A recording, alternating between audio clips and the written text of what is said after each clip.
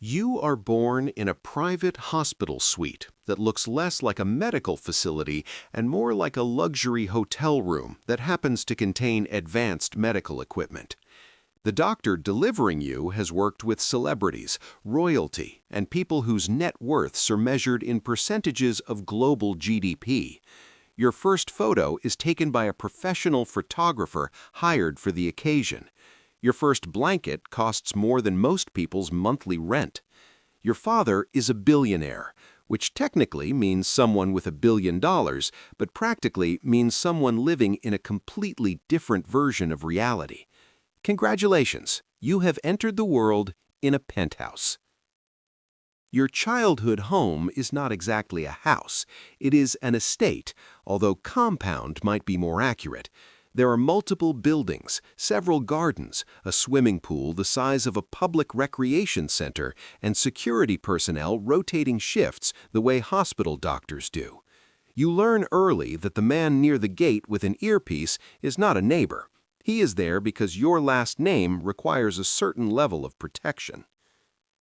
Your toys are extraordinary, not just because they are expensive, although they are, but because they appear in quantities suggesting someone misunderstood moderation. You have entire rooms dedicated to things other children own one of. One dollhouse becomes 10. One bicycle becomes a collection arranged by color and size. The strange part is that none of this feels unusual to you, because children assume whatever environment they grow up in is normal. Your parents are complicated.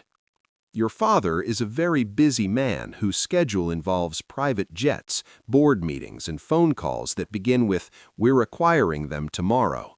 You see him often enough to know he loves you, but rarely enough that when he appears it feels like an event. He brings gifts from cities you cannot pronounce yet, tiny souvenirs from Tokyo, Paris, Dubai. He smells faintly of expensive cologne and airports. Your mother is elegant, composed, and usually surrounded by people planning charity galas, fundraisers, and art auctions. She sits on several foundations that help the world in ways that are both genuine and photographed frequently. You grow up attended. There are nannies, tutors, housekeepers, drivers, assistants, chefs, and a trainer who somehow teaches you to swim at age 6. You don't fully realize how many adults are required to maintain your life until you are older. School is different. Your parents decide public school might present logistical complications, which is billionaire language for security concerns and paparazzi. Instead, you attend an elite private academy where the tuition costs about the same as a small car. Most classmates also have last names printed on buildings. Some are perfectly normal, some are not. You quickly learn that wealth does not automatically produce wisdom or kindness. One classmate owns 3 yachts and cries because someone bought the wrong color Ferrari. Another quietly volunteers at a hospital and never mentions that his family controls half the shipping industry in Southeast Asia. Money, you learn, is not personality. By the time you are a teenager, you understand something else. People treat you differently when they know who your father is. Teachers are more careful. Strangers are unusually polite. Some people want to be your friend very quickly, like they're approaching a rare collectible. You begin developing a skill many billionaire children eventually learn, detecting when someone likes you and when someone likes your access to things. Your father occasionally explains the family business. This is difficult because the business itself is enormous. It involves technology, real estate, investments, and industries you barely understand.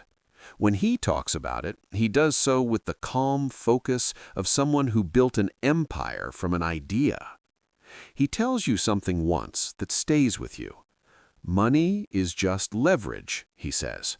What matters is what people do with it. You were 16 when you first fly on a private jet alone. It feels extremely cool for about 10 minutes. Then you realize something strange. Flying privately mostly means spending time in quieter airports with slightly better snacks. Planes still take hours to cross oceans. Luxury, it turns out, mostly improves waiting.